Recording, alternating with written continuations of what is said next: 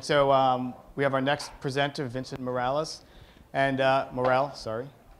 No problem. And Vincent's been doing betting platforms for the past couple of years, and he's going to talk about how he can increase our ARPU by 20% and lower churn by 30% with his new product, Bet in Game. Yeah, exactly. But above all that, I will talk to you about social gambling and how game developers could improve their KPI with social gambling. So first of all, my name is Vincent Morel. I'm the Almatios CEO. I've run a website for 4 years where video gamers could challenge each other and bet real money on their victories while playing games such as FIFA, StarCraft 2, Call of Duty, and so on. It was very simple. I go on multigaming.com, I pay €2, you pay €2, then we play the game, and at the end, the winner will check the pot. So it's like poker, but with video games. And since 2010, I've seen the rise of social gambling, and I think it's just the beginning. So that's why the title of my lecture is Social Gambling is Coming. Well, social gambling, I think, is not what you think. Because when I say social gambling, you think about casino games. You think about poker, slot machine, and roulette, etc. But as I told you before, if you put gambling inside FIFA games, as we have made on multigaming.com, FIFA becomes gambling game. So social gambling games are not only casino games. Yeah, I've got this. For me, social gambling is all the kind of games where people have to risk currency to play. It has to be a risk.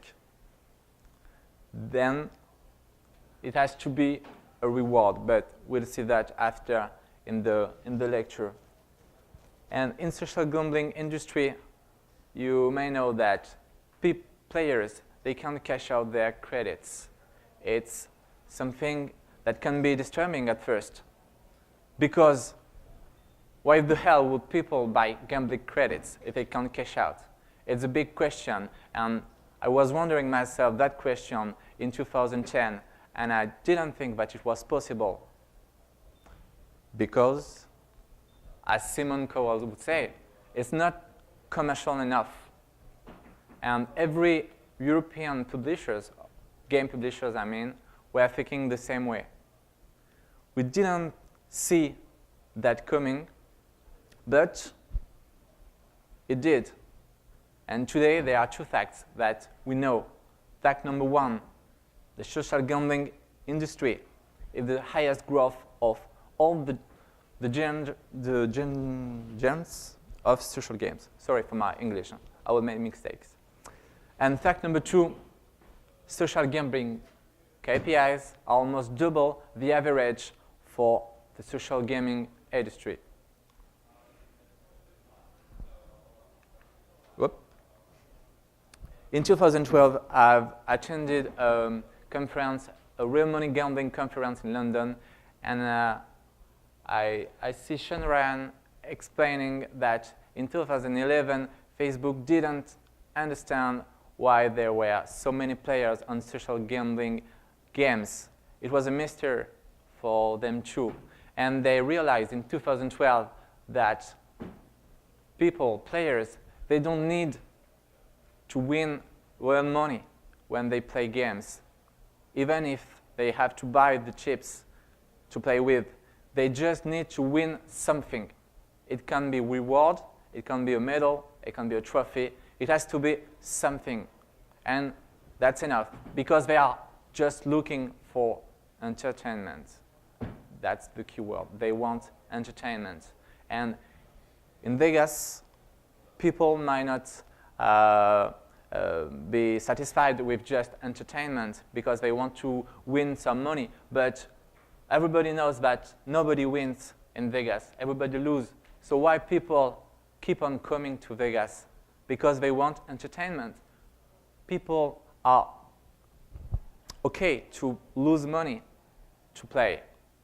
So why not make social gambling games where it's sure that there is nothing to win at the end? That's what they did. That's what a lot of companies did in social gambling industry, and it works. In late 2010, there were less than 50 million players each month, and in 2012, in August 2012, there are above 130 million each month to play social gambling games, and I mean on mobile games, on Facebook games, everywhere. So it's a huge success, and it's growing. It's growing. There are a lot of people, but are these people profitable? Yes, they are, and they are double the average of the social gaming industry. In social gaming industry, the average ARPU is about $5 a year, and in social gambling industry, it's about $10 a year. So even in type of monetization, social gambling is a huge success. So that's why everybody wants to do social gambling games. Everybody wants to win more money than the others. So we've got traditional social gaming company, you've got NewBorn, social gambling companies, you've got regular real money gambling such as Caesar Casino or bwin, who are heading to make social gambling games. Okay, what we have seen. We have seen that there are a lot of players who play social gambling games. We've seen that casino games are profitable. Okay, but here in San Francisco, in the Casual Connect, there are a lot of game developers. We have seen some independents that they don't want to play, to make casino games. They want games with real gameplay. They want terrific games that they want to design and build everything they can imagine. And I say, and it's my opinion, but there are some gambling mechanisms that we can find in social gambling which can be adapted to social gaming. And yes, I think it can improve social gaming KPIs without sacrificing the gameplay. That's what I'm talking in this lecture. Why? Why is this possible? Because I think that social gambling is based on three key factors. The first of all is the easier the best, because in every casino games, it's easy to understand the rules. You have no problem with acquisition because everybody knows how to play poker. Everybody knows how to play the roulette or the slot machine. It's easy, and in casual games, it's not always the same. Discovering a game can be difficult for a player, and that's why you've got 50% of your players which come only one day and will not return the day after. It's not the same in casino games. Second of all, mutual assistance. In every social gambling games, you have people who interact with each other. They send gifts, they send free chips, they send messages, they create links and groups.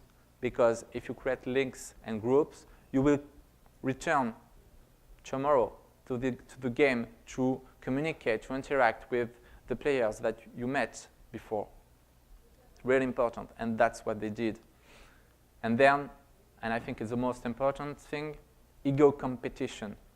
Why would people buy gambling credits? That's a question asked in the beginning of my lecture. Because they want more credits, they want more virtual currency than the neighbor. Why would people play Zynga poker and reach 1 billion chips? Because the neighbor has only 1 million chips. So they buy more because we love compare ourselves. Boys do that all the time. I don't know about girls, but I think it's the same. We love to compare each others. So it's a mechanism that social gaming companies have to keep in mind. And maybe you know the Bartle taxonomy. There are 4 types of player in social gaming industry. You've got the killers, the achievers, the explorers, and the socializers. And ego competition definitely targets the killers and the achievers. So if you do ego competition in your games, you know that half of the gamers in social gaming industry will be interested in your game. So it's huge, and it can't be aside. I've been through a lot of social games, and I think today game developers underestimate the power of ego competition, because I found only 2 ways to put that in front of the games. Fact number 1, in games, you are allowed to save your higher score, and you are allowed to see the higher score of your friends. It's good, but I think it's not enough. In other games, you are encouraged to play in real time with your competitors.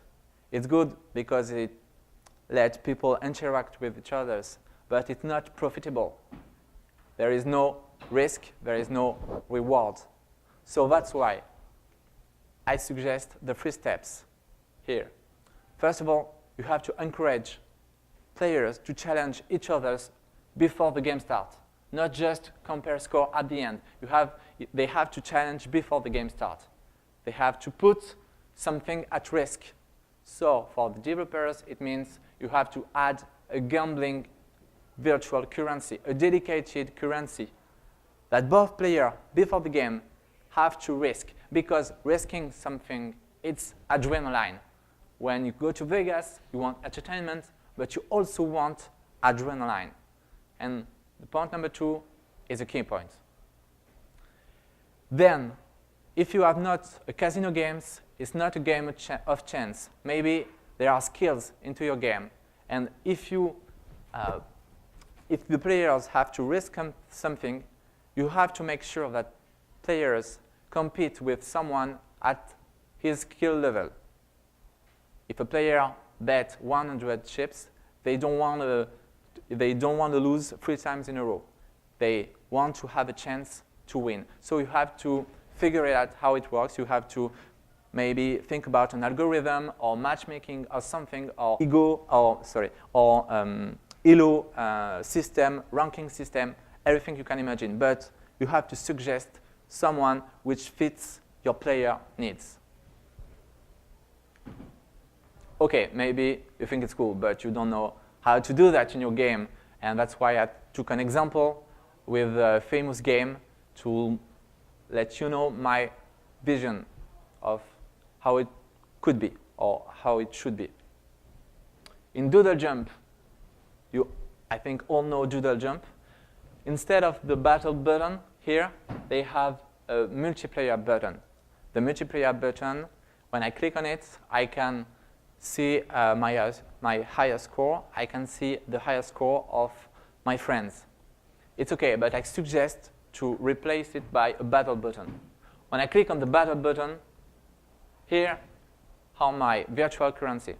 I've got 8,000 rubies.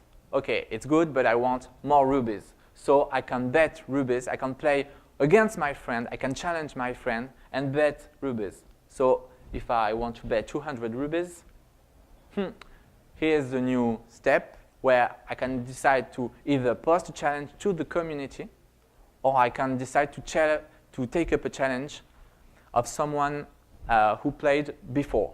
For example, here I can take up the Vince challenge who played 1 hour ago. If I do that, I risk my credit. So the game is not the same. I've got adrenaline. You know, if you play paper, rock, scissors 10 times in a row with your friends, at the end of the 10 times, it's boring. Okay, someone wins 5 times, the other one wins 5 times. It's boring. But if you play 10 times in a row and the loser has to make the dishes, or the loser has to cook for the other, it's not the same game at all. It's not the same game, because there is adrenaline. And that's what this suggests. Put adrenaline in your game. And when I bet, I play my game as usual. It changes nothing to the gameplay. it's outside the gameplay. And at the end of the game, I just compare my score to Vince's score. And here, I won, normal, because I'm the best. So I won. And I won the 200 rubies. And this is my reward. There were risks, and now this is my reward. So we create social gambling inside a social gaming game. It's not that English, but you get my point. And that's it. And why? Why people would pay for that? Because when they don't have credit, they can buy some new credits to play again with their friends. If you don't have credits, you are excluded from the group who play with the credits. So you don't want to be excluded. So you buy some new credits here. And it's a new way for Limasky, for example, the publisher of Doodle Jump, to increase their monetization. They sell the games. You have to pay to play Doodle Jump. But here's another way to make money out of Doodle Jump. Send rubies back. Selling rubies back. And what to do with these rubies? In fact, I would say nothing, because the important thing is to bet the rubies. Is the adrenaline is to gathering the rubies and compare the number of rubies I've got with the number of my neighbors. But if you want, you can't let people convert their credits for, I don't know, virtual items or boosters or anything you want.